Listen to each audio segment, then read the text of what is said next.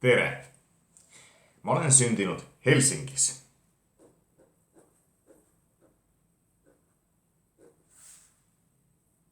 Olen stadilainen. Või olin.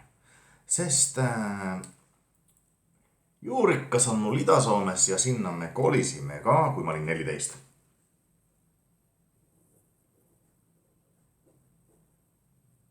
Mä joonistan Suomen kaartin. Ja Kitee on selle koha nimi. Sealt on pärit Nightwish ja ega Värttinä laulijat. Naiset ka kaugelt ei ole. Rääkkylä on kohe kõrval. Ja Liperi on Joensuu ja Ilomantsi. Minu juurikas on Ilomantsis. Aga võtame paar asja ikkagi ette. Ma tahaks rääkida muidugi kohe kõik Soome geograafiast. Ei saa. Oluline.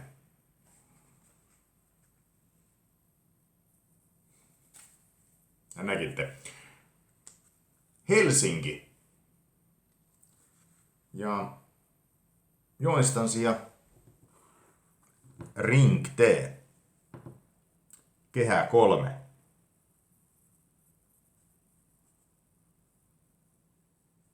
Ja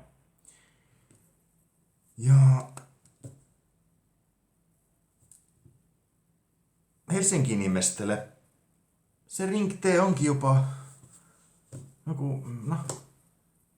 missä ikka, kutas enam sinna kaugemmalle ei lähe ju. Mis asja peaks olema ühel Helsingi inimesel teisele poole susiraja. Kitee on susirajan takana. Susirajan takana. Ehkä hunti takaa. Oleks vist eesti keeles üks väga kena sõna, kui peaks ühe sõnaga ütlema. Susiraja on see piir, kus teisel pool elavad hundid. Ja mul ei ole midagi selle vastu,